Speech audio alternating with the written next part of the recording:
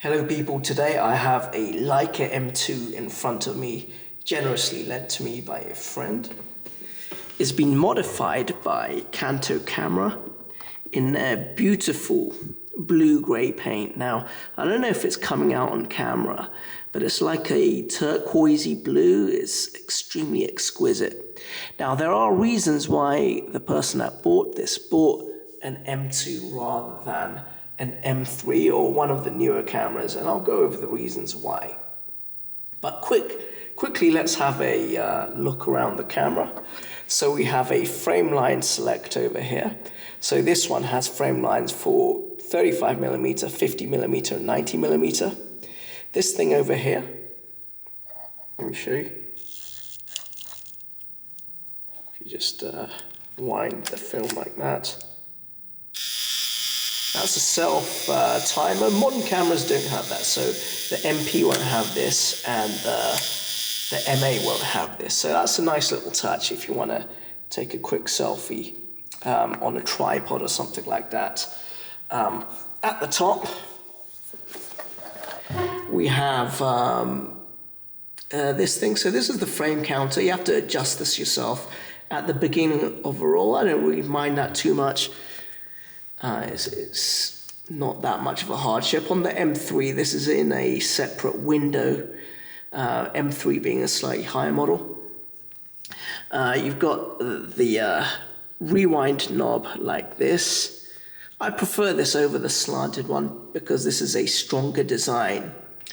And of course, you've got your shutter speed dial over here. But the fit and finish and the build quality and everything like that is really, really nice. Over here we have a metal ISO reminder. So right now it's on the daylight film at around ISO 400. On this side here, that represents black and white, and I guess that one's tungsten. So it's a nice little reminder. You don't have to put the card in from your film. Now, the other thing I want to show you, let me put the lens cap on so I don't damage the lens or anything like that. Down here you've got the opening little, don't know what you call this, but anyway, it's got this, and the back plate removes, and this is what makes the older cameras so special. Everything in here is metal. This thing comes out. So you put the film in here and then you just stick it in there. Like this thing is all metal. On the newer cameras, that's plastic. And even though people on DP review will tell you that plastic is a superior material and that everyone ought to be using plastic, I'm a little bit old school. I prefer the metal. So anyway, that goes back in there. And just put this in.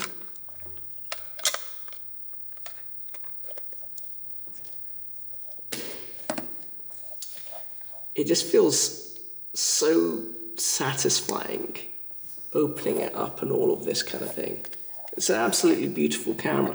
So the Summicron lens itself, it's a dual range, meaning you can put these goggles on. So that goes over here, and then the rangefinder is now adjusted to measure from 45 centimeters to 80 centimeters. So that's a really nice way to get like close-ups. I don't think this goggle will fit on some of the newer cameras, purely because of the height of this part of the camera.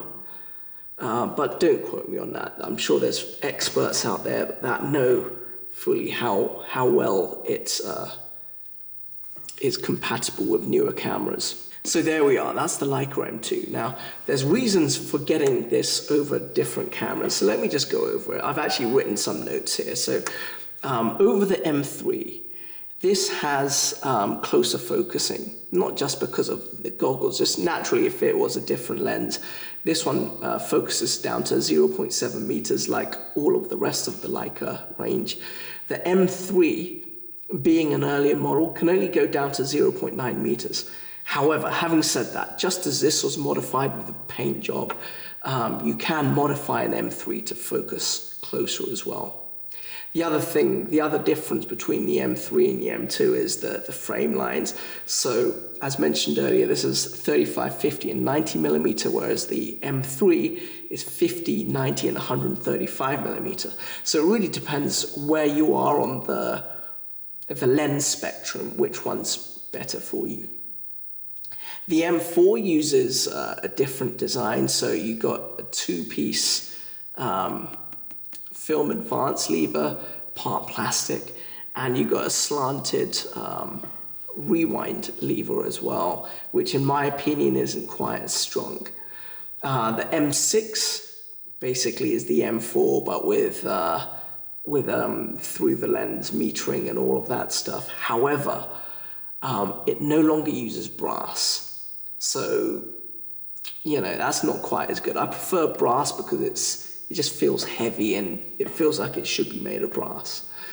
The M4P has a hot shoe, so that's like the M4, but it has a hot shoe, and I believe the M4P isn't made of brass. I think it's made of zinc or something like that.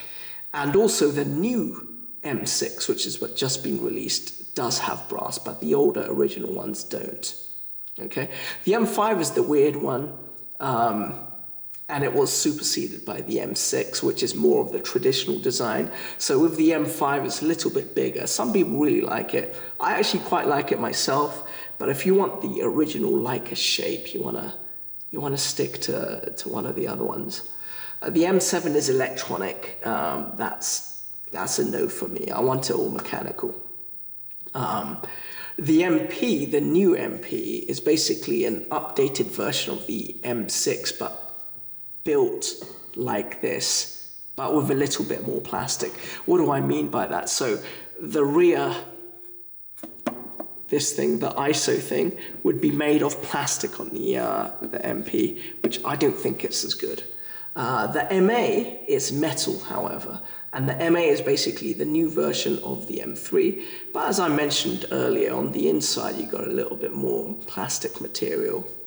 And personally, anecdotally, just being on Leica forums, it appears that the build quality of new Leicas isn't quite up to the standard of the old ones. But that could be hearsay, who knows, right? And then, of course, the new M6 is basically a repackaged MP.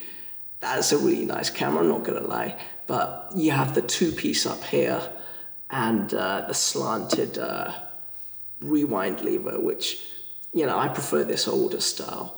So there we are. That's the Leica M2. I look forward to taking pictures with this and comparing it with not only the Nikon FM2, but also a Nikon F2 service by Sova Wong. I think that'll be an interesting comparison. Until I take pictures with this, I can't really say which one is better, but this one does look pretty damn exquisite. Thank you very much for watching, and goodbye.